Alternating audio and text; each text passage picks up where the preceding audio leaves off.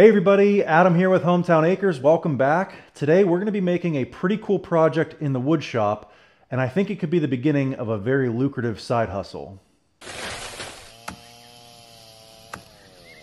So since we've gotten this laser engraver, I've become addicted to laser engraving just about everything. For starters, we did some work for ourselves. I made this bench top to join both of my toolboxes. Made this out of cherry off of the sawmill. Put our logo, the YouTube logo, and the date we started the YouTube channel. I made some business cards for ourselves. And then I started doing some free work for some friends and family. My sister had a neighbor that just built a big patio, a big deck, and she wanted me to make a sign for him.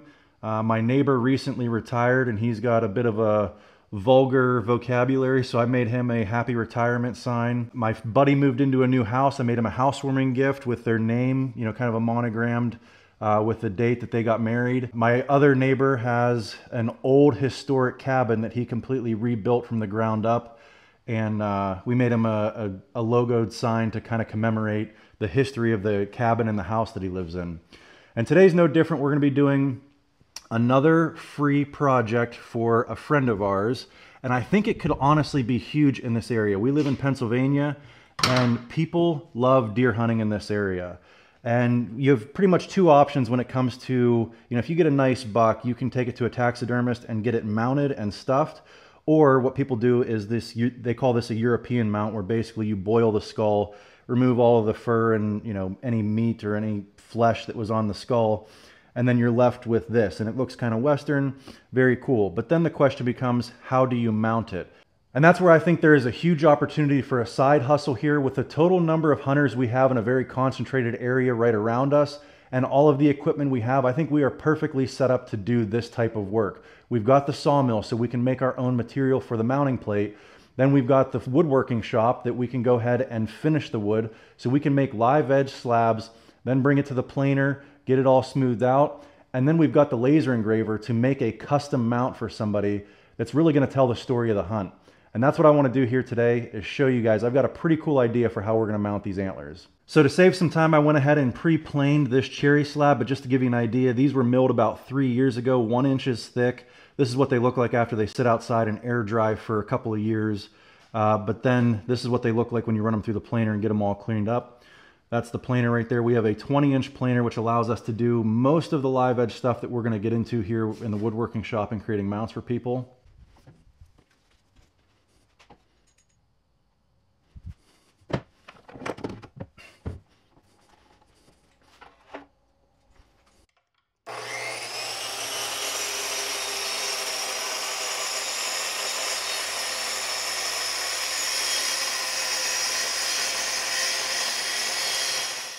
All right, so now that we have our plaque cut to length and planed down, we're going to set this on here and show you roughly what this is going to look like. Now, like I said, I've done a bunch of work for free for friends and family, and that's how my other friend got a hold of me. He said, hey, would you mind making me something for this deer mount with your laser engraver? And I think when he asked me, all he really wanted was maybe his name and the year that he shot the buck. But I can't just leave well enough alone. I want to do something really special to kind of commemorate the hunt. I'm going to show you what we're going to do. All right, so for starters, up between the horns, we are going to put his first and last name. And then over here on the right side, we're going to steal that logo that we used for my friend's housewarming gift. But instead of the last name, we're going to put archery season. And then in the bottom, we're going to put 2023. So he knows what season and what year the buck was shot. And then over on this side, this is where I kind of got really creative. I wanted to commemorate the hunt and create a talking piece for him. So anytime somebody looks at it, he's got a story to tell. So I went on Google Earth and I took an aerial view of the area that he was hunting. And then I went into an app and converted the screenshot of that map that I took into a pencil sketch.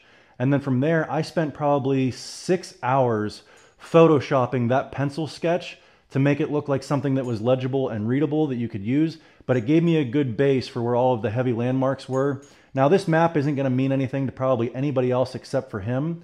But it's going to be pretty cool to have, you know, there's going to be a pond, there's going to be some roads. So he's going to know exactly where it's at. Plus, I also put the time of the kill shot and the time that he found the deer as well. So again, it's really going to commemorate the hunt. It's going to show where he shot it, where he found it, and the time difference in between the two.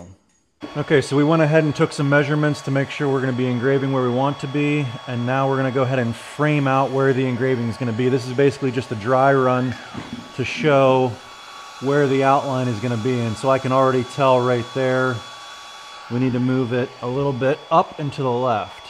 Let's try it again. Still a little bit more. I don't know if you can see, I've got a line here and a line there for his first name and his last name.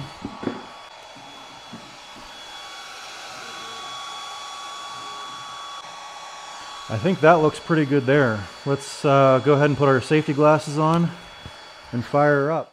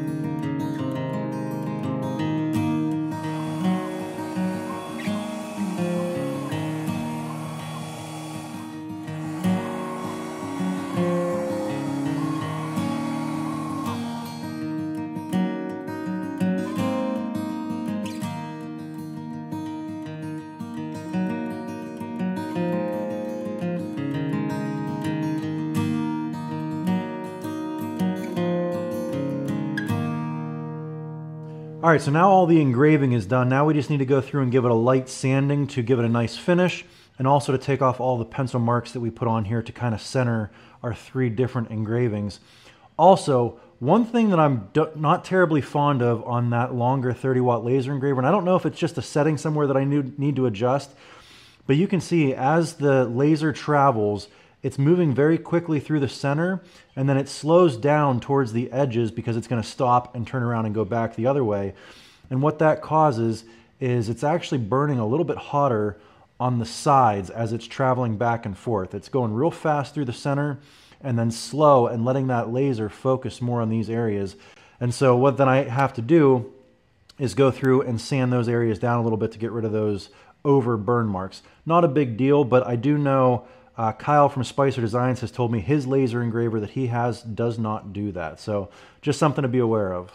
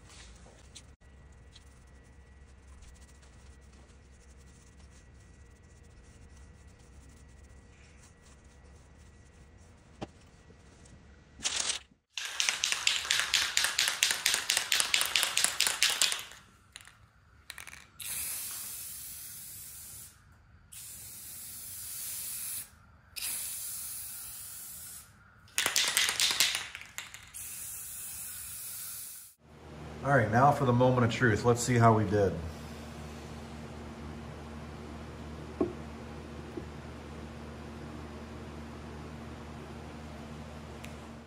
All right, guys, so there is the finished product. I am incredibly pleased with how this turned out.